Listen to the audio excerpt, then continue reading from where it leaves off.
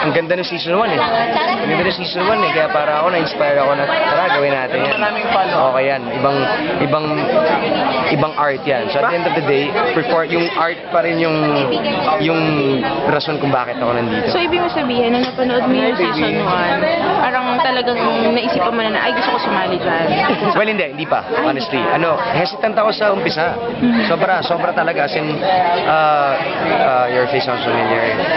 Parang, hindi ko alam kung ano itong pinapasok ko. Pero, alam mo yun, nung nakita ko yung true essence ng show na to, which is giving tribute to our icons and it's performance art na naglalaro kami at the same time seryoso kami sa ginagawa namin, passionate about it. Parang sabi ko, sige tara, gawin natin yan. Kasi, iba yung experience na, say, ako gusto ko maging si John Lennon, idol na idol ko si John Lennon.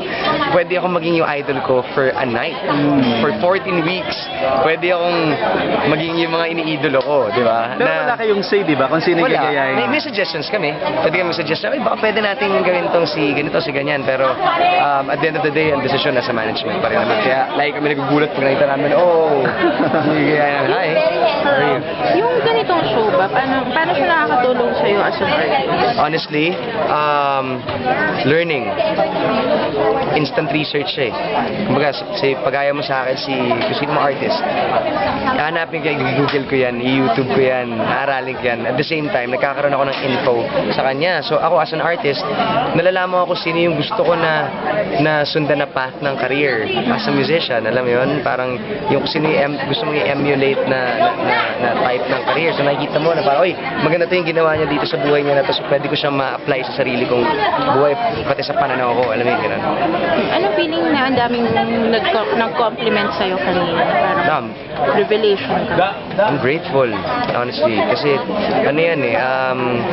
it's flattering. It's flattering. Kasi lahat kami, we're giving it our all every single night na mag-perform kami.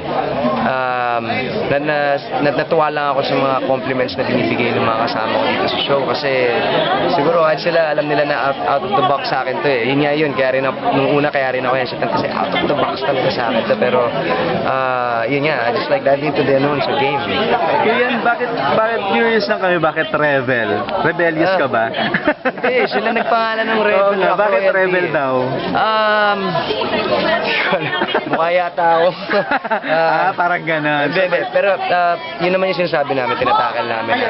It's a moniker, you know. Kumbaga ako naman, if you ask me, I am just a simple musician, Kian Cipriano of Callalili. That's all me. That's all the title that I've got for this whole lifetime. Pero like yung moniker na binigay nila na Rebel Rock Royalty, tinitignan namin siya on the positive side of things. Na rebel ako in a sense na I just do my shit, my thing. I just do my thing. Like, wala akong, basta masaya ako sa ginagawa ko, gawin ko yan. Hindi ko compromise sarili ko or anything. Pero, or pwede mo na i-compromise sarili mo as long as gusto mo ginagawa mo. Pero,